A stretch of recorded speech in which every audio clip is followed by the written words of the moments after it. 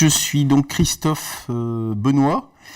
Je travaille à l'Institut national de recherche archéologique préventive.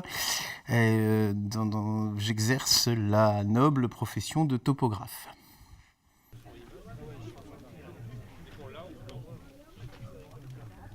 Mon origine, je suis donc du nord de la France. Je suis fils de paysans. Mes parents sont agriculteurs. Une petite ferme dans le nord de la France. Donc j'ai fait un bac C et ensuite j'ai fait 2 ans de ce qui n'était pas encore un BTS, qui allait le devenir par la suite. Voilà, en topographie. J'ai une expérience professionnelle très courte en dehors de l'archéologie du ministère, puisque j'ai fait un peu de stage dans un cabinet de géomètre et j'ai travaillé 2 mois pour une sucrerie pour faire des levées et des plans de parcelles de betteraves avec des calculs de surface. Voilà. Et je suis arrivé en archéologie directement, j'avais 22 ans. J'exerçais ce métier dans le cadre de l'INRAP, l'Institut national de recherche archéologique préventive, et avant de l'AFAN, l'Association pour les fouilles archéologiques nationales. Mon boulot consiste assez simplement à aller sur les chantiers de fouilles archéologiques ou les chantiers de diagnostic archéologique et de faire des relevés du travail des archéologues et de leur restituer un plan. Les topographes, les premiers topographes qui sont arrivés en archéologie ont emmené avec eux la topographie dans l'archéologie. L'archéologie, c'est aussi le carrefour d'une multitude de sciences et de techniques, dont la topographie. Et c'est vrai qu'il a aussi fallu construire ça, parce que la topographie, à l'époque, était en pleine mutation elle-même, avec l'arrivée de nouvelles technologies, de nouveaux appareils. Il y avait des distances-mètres, il y a l'électronique qui est arrivée. Et évidemment, dans l'archéologie, il y a toujours eu un train de retard. C'est-à-dire que moi, mes copains d'école de topographie, eux, avaient un matériel 10 fois plus performant que le mien, et j'étais toujours la risée des copains quand on se revoyait, quoi. Ça a été, donc tout ça a été, mais c'est aussi une construction. Je pense que les autres tous les domaines scientifiques, techniques qui sont touchés, qui existent en archéologie, ont dû vivre ça. C'est-à-dire que sa spécialité, on a dû l'emmener, on a dû le faire vivre aussi. Et ça a été un combat également. Je suis arrivé dans l'idée, c'est un truc sympa. L'archéologie, c'est sympa. Je pense que c'est un truc sympa quand on ne connaît pas. Et je suis arrivé je m'en souviens parfaitement, en me disant et en disant à tout le monde, je vais faire ça 2 ans et puis après je ferai autre chose. Voilà, c'était en 1989. Alors une bande de dingues, oui, une bande de dingues, bien sûr, c'est peut-être ça qui fait que je suis encore là aussi. Probablement, enfin, en tout cas en bonne partie, oui.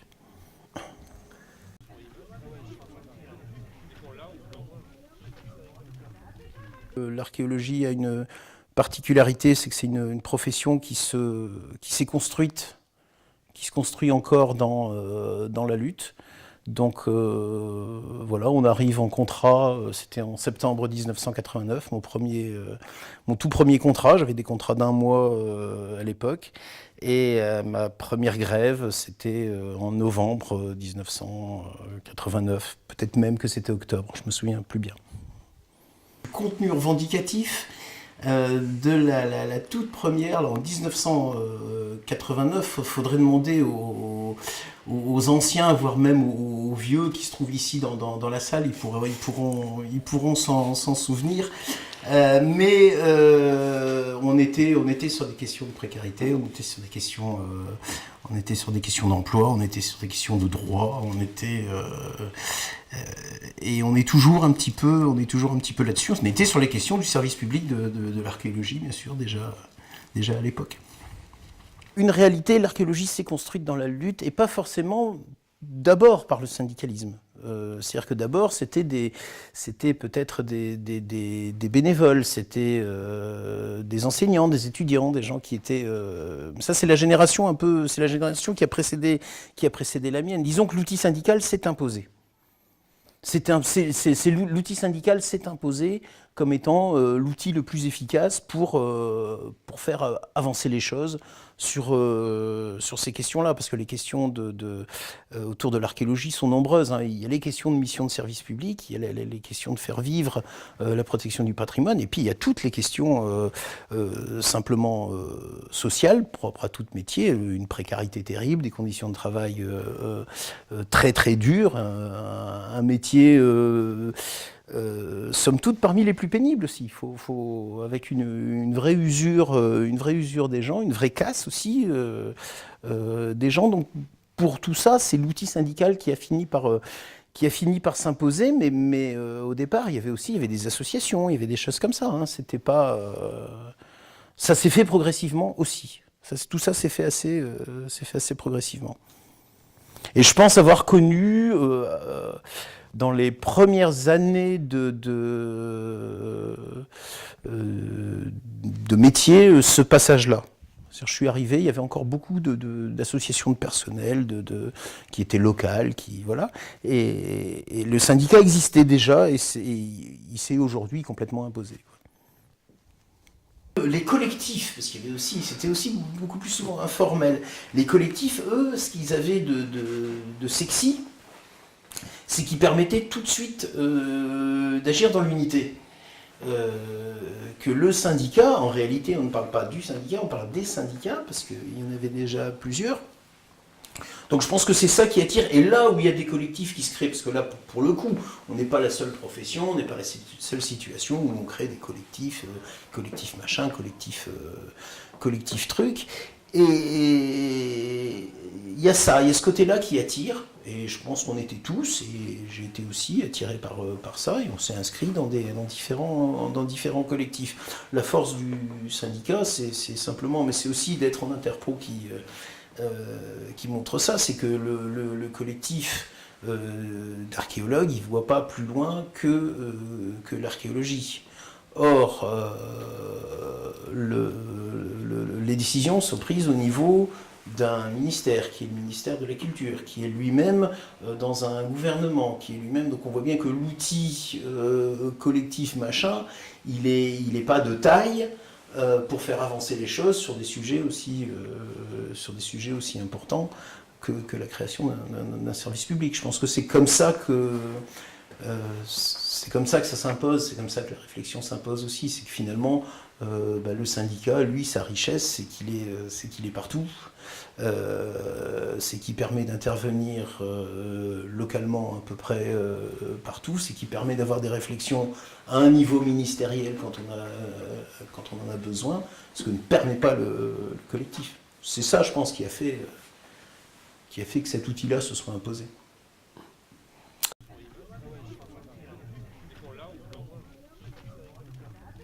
Je pense que les gens qui sont d'une génération juste au-dessus de moi, qui étaient là dans les années 70, c'est vraiment ceux qui ont été un peu les pionniers de cette lutte. Là, il s'agissait d'aller au-devant des bulldozers qui massacraient les sites.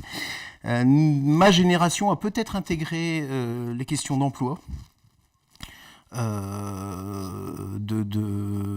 De lutte contre la précarité et le service public, les missions de service public, je pense que tout était là dès le départ, puisque c'était finalement le sens premier de ceux qui se battaient pour la préservation du patrimoine. Ça s'est construit un peu au fil de l'eau, voilà, jusqu'à un aboutissement qui a été la loi de 2001. les grèves de 97, de 98 qui ont pu mener à cette loi-là, et puis ensuite la lutte pour la survie contre le démantèlement du service public, contre la mise en concurrence. Voilà. La CGT dans cette affaire-là, ça a été non seulement l'outil qui a permis d'aboutir à cette revendication-là, mais c'est aussi l'organisation qui a mis en avant cette revendication-là. La création d'un établissement public. C'est-à-dire que c'était les autres organisations, on se retrouvait bien sûr sur la défense du service public, sur les questions générales, mais le moyen d'y arriver par la création d'un établissement public, ça a été porté par la CGT. Je ne pense pas que c'est tous les jours qu'on crée un service public. C'est pas tous les jours et on voit bien, et dans la période actuelle, moi je garde toujours en mémoire ces gens qui, avant 1998, et dans la période, puisque 98 en gros c'est quand même la décision politique. C'est la décision politique de créer un établissement public, et donc il y a eu 3 ans entre 98 et 2001 avant que ça se fasse et que ça se concrétise, et la vraie concrétisation c'était 2002, hein. L'établissement a été créé au 1er février 2002, là c'était nos contrats, tout ça. Pendant toute cette période-là et les périodes d'avant, je ne peux plus compter les gens, les collègues même, ou les gens extérieurs qui disaient qu'on était des dingues, que jamais on aurait un service public. Il faut se souvenir que la période qui précédait 98, la gauche plurielle, on était quand même dans une vague de privatisation, et on était plutôt dans une logique déjà à l'époque de casse des services publics. Donc, tout le monde nous disait qu'on était dingue, que ça n'arriverait jamais, on était des utopistes. L'aventure est claire, il y a quelque chose de pionnier, on va dire. Il y a ça. Il y a 30 années, là, par ailleurs, j'ai pas d'exemple du tout d'autres situations professionnelles qui ont connu ça. Je pense que tous les métiers, toutes les professions, tous les services publics ont une histoire. Je pense qu'on est la seule qui a une histoire aussi récente. Enfin, du moins, j'ai pas d'autres exemples en tête. Le terme d'aventure, oui, on est très clairement dans une aventure. Passer du droit privé au droit public, donc il y avait une quantité de choses. En plus, il y avait aussi la question des lois Aubry de l'époque, de réduction du temps de travail. Pour donner un exemple qui était, voilà, on avait un accord 35 heures. Droit privé, on allait passer dans le droit public. En même temps, il y avait la négociation de la réduction du temps de travail dans la fonction publique, donc il a fallu se battre aussi pour garder, nous, le bénéfice de notre accord d'entreprise. Voilà, ça c'est des sujets assez typiques du passage de la FAN à l'INRAP. J'étais déjà représentant du personnel, donc je l'ai vécu sous cet angle-là. Alors une vraie excitation, hein, puisqu'on attendait tous avec impatience ce foutu contrat de droit public, puisqu'on s'était quand même battu comme des chiens pour avoir ça. Donc quand on l'a eu, c'était... Mais en même temps, il y avait les problèmes techniques. Des problèmes techniques à régler, et c'était pas simple, et on n'a pas été que aidé à l'époque par le ministère, par la direction de l'établissement. Donc il y avait des situations très très compliquées, très compliquées techniquement, un petit peu. C'était complexe. Donc il y avait vraiment les deux sujets. A été en 2002, quand il y a eu un changement de gouvernement, on a été, je pense, ce sera vérifié, mais sinon la première, du moins une des premières attaques de ce gouvernement. Et je pense même vraiment que c'est la première. Ça a été sur l'archéologie. Je pense qu'on a aussi quelque chose de symbolique, hein, puisque dans ce qu'on présente, ça reste symbolique, mais on est aussi symbolique sur pas mal de choses. Et on venait d'obtenir une loi en 2001, donc une loi qui crée un service public, qui nationalisait une association, pour ainsi dire, et qui l'a transformé en établissement public. Ça, je pense qu'il y a eu aussi, on a payé ça, l'esprit revanchard de la droite en 2002, et on a été la première cible. Il y a eu des petites attaques parlementaires, etc., qui ont abouti à la loi de 2003. Alors évidemment, ensuite, tout ça s'est mis en place progressivement. C'est pas du jour au lendemain qu'on crée des sociétés privées d'archéologie. Tout ça, ça s'est fait un petit peu à la fois. Et aujourd'hui, on est arrivé à un point de non-retour où c'est l'ensemble du système, l'ensemble du dispositif de protection du patrimoine archéologique qui est menacé. L'INRAP actuellement est en situation financière qui va être catastrophique. On a subi, là on est à plus de 10 ans de concurrence avec il n'y a rien d'extraordinaire finalement par rapport aux autres secteurs qui sont mis en concurrence. On voit très bien les premières années comment ça se passe, et puis un beau moment, ben voilà, ça devient très très violent. Et aujourd'hui, on a une concurrence qui s'est exacerbée avec, en plus sous fond de crise économique. Donc on a des prix qui sont tirés vers le bas, avec des conséquences dramatiques sur nos missions, sur les aspects scientifiques et sur les aspects sociaux, sur les conditions de travail. Ça va dans le privé avec les licenciements qu'on commence à voir, ça va aussi chez nous avec une baisse d'emploi, puisque ça ne se traduit pas par des licenciements, puisque c'est des contrats précaires qui sont pas signés, et puis c'est des gens qui concrètement sur le terrain n'ont plus les moyens de faire le travail.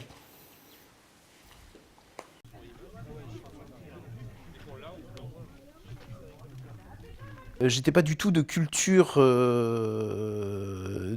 cégétiste, j'étais pas du tout de culture militante. Dans mon milieu familial, dans mes études, j'ai pas rencontré ça. Alors, j'étais militant assez jeune. Alors, je me suis syndiqué à 27 ans, mais c'était finalement assez tard. J'étais au départ militant antimilitariste. J'étais objecteur de conscience. Mon antimilitarisme, d'où il vient, je pense que peut-être un père qui a fait la guerre d'Algérie. Je pense que ça aide aussi, donc de grandir dans une ambiance familiale avec des parents humanistes, en réalité, et de se dire que ces gens-là ont pu, mon père en l'occurrence, a pu porter des armes dans les circonstances qu'on connaît sur la guerre d'Algérie. C'est quelque chose qui... Je pense que c'est ça qui m'a fait venir vers l'antimilitarisme, et donc j'ai milité aussi comme objecteur de conscience. J'ai fait mon objection de conscience dans l'archéologie 3 mois après mon premier contrat, donc professionnellement je continuais, et je continuais à militer comme objecteur de conscience. Il y avait la guerre du Golfe à l'époque qui arrivait assez vite, donc voilà. À l'origine, je suis tombé dans cette profession, à l'archéologie, qui est une profession qui a la particularité de s'être construite et de se construire encore dans la lutte. Alors en fait, j'ai eu mon premier contrat, on était tous en contrat à durée déterminée à l'époque, c'était en septembre 89, et j'ai dû faire ma première grève, soit en octobre, soit en novembre. Voilà, donc c'était vraiment 2 mois après, donc on tombe dedans parce que c'est de la survie, c'était de la lutte. Donc c'est ce qui m'a emmené en fait vers le militantisme. Et j'ai été militant avant d'être syndiqué aussi. J'ai participé, j'animais des assemblées générales avant d'être syndiqué. Je me suis syndiqué en 1994. Entre-temps, il y a eu 2 années où j'étais objecteur de conscience, mais toujours en archéologie. Et donc je suis arrivé vers le syndicalisme, c'est un peu l'aboutissement d'une réflexion. Quand on arrive à pourquoi la CGT, assez souvent, on cite des noms. Assez souvent, c'est des rencontres. Et je vais donner 2 noms, parce que ça va être vraiment 2 traits d'union très clair entre ma personne et la CGT. Je vais citer Olivier et Véronique, mais il y en a eu d'autres. Il y en a eu d'autres tout aussi dingues que ceux-là, même s'ils le sont déjà pas mal. Mais c'est vraiment là les deux noms qui me viennent tout de suite et qui ont... Oui, les traits d'union. Les traits d'union, s'il faut mettre ça sur des gens, traits d'union entre moi et la CGT. Voilà, au-delà au-delà des personnes, des rencontres de personnes, mais on va dire ça, oui. Je vais dire ces deux noms-là, Olivier et Véronique.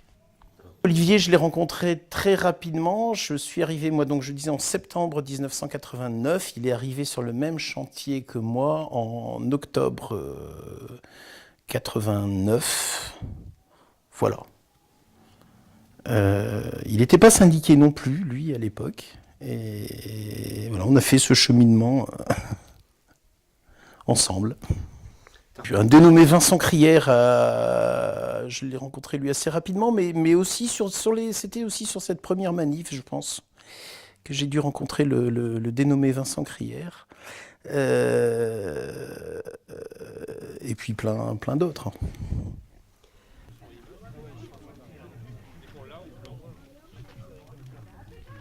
La bataille de la précarité. Alors je suis arrivé précaire en 1989.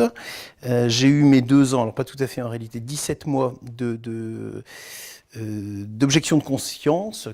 On est toujours dans la précarité quand on est objecteur de conscience. Et j'ai repris des contrats. Donc j'étais au CDD de 1989 à 1994. 5 ans. Et la bataille, je l'ai vécue comment? Je l'ai vécu sous un aspect militant, ça c'est sûr. Comment dire ça? Je souffrais pas personnellement de la précarité parce que à l'époque, je sais que si jamais l'archéologie ça se passait mal, j'avais d'autres opportunités professionnelles. Il y avait de la demande sur la topographie, donc j'étais pas en situation d'inquiétude ou d'insécurité sociale. C'était vraiment un combat contre une injustice, puisque c'était absolument, c'était un statut qui était absolument scandaleux, quoi.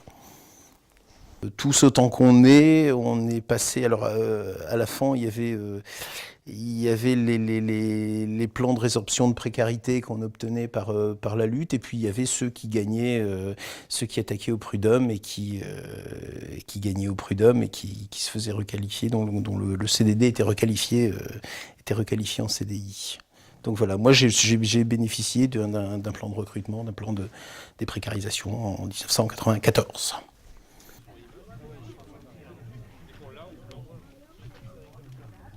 Quand j'ai poussé la porte, on était venu avec, je pense avec Olivier, on était venu voir un peu cette CGT de proximité. Et bon, j'ai rapidement vu qu'il y avait que l'union locale, CGT de Lille, proposait des stages de formation syndicale. Et voilà, je me suis dit ça doit être plutôt pas mal, ça doit être plutôt intéressant. Je vais me lancer là-dedans, je vais suivre un stage. Et donc j'ai suivi mon premier stage, on s'était retrouvés, on était 18 stagiaires, c'était un gros stage. Donc pas plus de 2 stagiaires par entreprise ou service, ce qui fait on voyait des situations complètement différentes. Et ça, c'était extrêmement intéressant. Et on voyait aussi toute cette dimension-là interprofessionnelle, c'est-à-dire qu'on vit des situations qui n'ont rien à voir. On est dans des métiers qui sont complètement différents. On est du public, on est du privé, on est jeune, on est vieux, on est homme, on est femme, on est français, on est étranger. Et en réalité, on a tous les mêmes problèmes, on est tous confrontés à des situations analogues et avec une seule possibilité de s'en sortir, c'est de s'unir. C'est de s'unir, c'est de se battre solidairement. Et là, quand on prend la mesure de ça, après l'Interpro, on ne s'en sort plus non plus. Mais c'est extrêmement riche et c'est une chance extraordinaire de pouvoir être de pouvoir marcher sur ces deux jambes-là. C'est-à-dire sur une jambe professionnelle, à la fois en archéologie et à la fois sur l'ensemble des métiers et des situations du ministère de la Culture, et à la fois interprofessionnelle, c'est d'une richesse infinie. Ça se nourrit d'ailleurs, hein, mon expérience interprofessionnelle me nourrit énormément dans mon militantisme professionnel et réciproquement, parce que quand je rencontre des salariés, ben, je leur parle aussi avec mon expérience professionnelle de représentant du personnel et puis les contacts que j'ai au niveau du ministère de la Culture. Le travail dans une union locale, c'est très long à décrire parce que c'est énormément de choses. On accueille ici des salariés qui viennent, généralement qui sont issus d'entreprises où il n'y a pas de syndicat. Ils viennent, alors dans l'essentiel des cas, ils viennent parce qu'ils vont être licenciés, parce qu'il est trop tard pour nous. Ils viennent avoir des réponses. On est souvent, alors nous on est là pour les aider à construire la CGT dans leur entreprise. Eux ils viennent pour qu'on leur apporte une solution juridique à leurs problèmes. Ils viennent en disant est-ce que mon patron a le droit de faire ça? Et nous, notre boulot, et c'est le plus dur à faire, c'est de leur dire qu'en réalité, tant qu'ils sont tout seuls, leur patron a à peu près tous les droits. Parce que le monde du travail, c'est malheureusement ça, et c'est de plus en plus ça, grosso modo, et on doit être là pour leur... grosso modo, ils viennent chercher du poisson, on doit les faire repartir avec une canne à pêche. Et c'est très très dur parce que c'est pas leurs attentes. C'est pas leurs attentes. Et donc ça, c'est un premier aspect. On reçoit ici beaucoup de gens qui viennent aussi, qui viennent voir la CGT parce que toutes les portes leur ont été claquées à la gueule partout ailleurs. On reçoit ici ceux qui se sont fait jeter partout. Sur n'importe quel sujet, ça peut être du logement, ça peut être évidemment le monde du travail, mais pas que, on a aussi tout ça. Ça, c'est la première chose. Ensuite, il y a les endroits, les syndicats. On est aussi, on est un outil donc d'aide aux syndicats pour. Alors, il y a l'aspect formation syndicale qui est extrêmement important. Ça peut être aussi des aides sur la vie syndicale. Ça va être aussi évidemment relayer toutes les luttes interprofessionnelles, tous les mouvements nationaux. Et puis ça va être les mandats locaux qu'on peut avoir sur différents secteurs avec des représentants du personnel, avec ça peut être les conseils de prud'homme, ça peut être les tribunaux d'affaires de sécurité sociale, etc., les organismes paritaires. Voilà, plus une quantité de choses. On a rarement deux fois le téléphone qui sonne pour la même raison d'affilée. Il va y avoir des luttes de boîtes, même si souvent, alors c'est très curieux parce que les luttes dans les boîtes, pour bon nombre d'entre elles, on n'est même pas au courant. Où on les apprend 2 mois après que ça soit terminé, c'est toujours un peu... Mais sinon, évidemment, il y a toutes les luttes interprofessionnelles, le mouvement des retraites en 2010 avec des actions, voilà, on bloquait la circulation, il y avait des manifs énormes, on peut parler du CPE, on peut parler de toutes ces manifs-là, quand on est sollicité pour aller dans des assemblées générales, dans les syndicats, quand on est sollicité pour... c'est des moments très, très, très, très marquants, quoi. Quand on a... Ce qui marque le plus, je pense, l'expérience militante, c'est quand on est, nous, militants, on est un outil. Ce qui est génial, c'est quand les syndicats, pour une union locale, ou les salariés, quand on est dans un cadre, quand on est le syndicat, s'empare de l'outil. Et alors on parle beaucoup de syndicats qui se font déborder, tout ça, je trouve que c'est ce qu'il y a de plus formidable. Moi, je n'aspire qu'à ça, c'est que la CGT soit débordée par quantité de gens qui veulent se mettre en grève, qui veulent qui veulent manifester, qui veulent porter des revendications, on sert à ça. Je pense qu'on est un outil on est un outil qui doit se faire cambrioler, on est un outil qui doit se faire voler, et on est là pour être débordé. Et quand ça se passe, c'est là que c'est génial.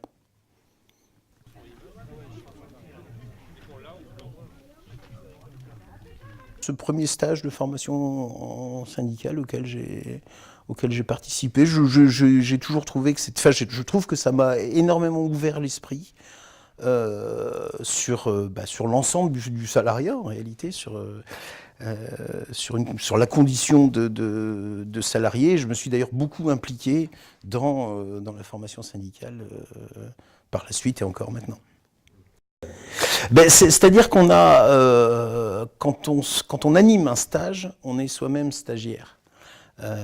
Parce qu'on s'enrichit énormément de ce qu'expriment tous les stagiaires. Et puis c'est aussi qu'on est en prise directe avec, c'est ce que j'appelle le tempo de la CGT. C'est-à-dire qu'à un moment donné, la CGT, c'est toujours à un moment donné une réalité militante. Et les militants, les camarades qui s'engagent, ils évoluent dans le temps, eux-mêmes évoluent, parfois on a des coups durs, et dans la CGT, il y a dans le monde du travail, il y a des moments de forte mobilisation, et des moments où c'est un peu plus... Et on retrouve un peu tout ça dans les stages, c'est-à-dire que les stages qu'on va animer en période de lutte, la lutte des retraites en 2010, ou les mouvements de grève, vont être beaucoup plus riches de débats que les stages qu'on anime en période, on va dire, plus calme. C'est des choses qu'on remarque. Ça.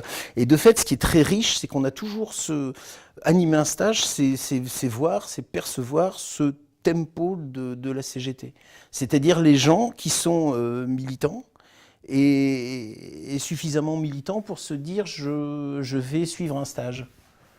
Je vais essayer, voilà, je vais faire ça, ça donne un tempo. C'est passionnant, et on apprend toujours quelque chose en stage, même quand on anime un stage, et même qu'on anime un stage depuis très très longtemps.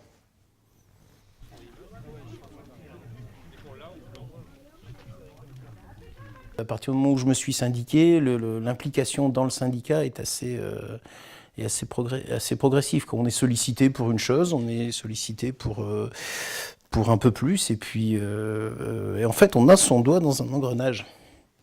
Donc j'ai un mandat ici, je fais partie de la direction de l'Union locale des syndicats CGT de Lille, et je m'occupe d'un secteur géographique qui est la zone de Villeneuve-d'Ascq. Ça, c'est donc un premier élément. Ensuite, je suis essentiellement à la permanence nationale de la CGT Culture, à la fois pour mes mandats, au syndicat général des personnels du service public de l'archéologie, ou mes mandats CGT Culture. Donc j'ai également un mandat de représentant du personnel au comité technique central de l'INRAP.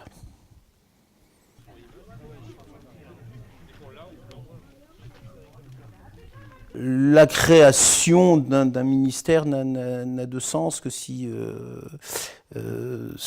ça reste pour quoi faire. C'est-à-dire que créer un ministère en tant que tel, ça pourrait très bien être une coquille vide. Donc c'est pas en soi que la création, qu'un ministère de la culture est une bonne chose. C'est bien d'ailleurs la problématique aujourd'hui, parce que est-ce que c'est pas en train de devenir une coquille vide?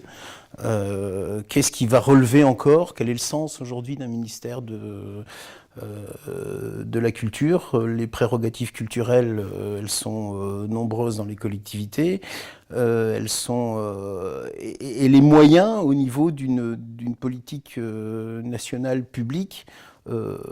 Est-ce qu'il y a les moyens? Première question aujourd'hui. Est-ce qu'il y a la volonté? Deuxième question. Donc voilà, le sens d'un ministère de la culture, c'est aussi de donner du sens à une société. C'est aussi ça la culture, et c'est tout sauf la politique qui est menée aujourd'hui.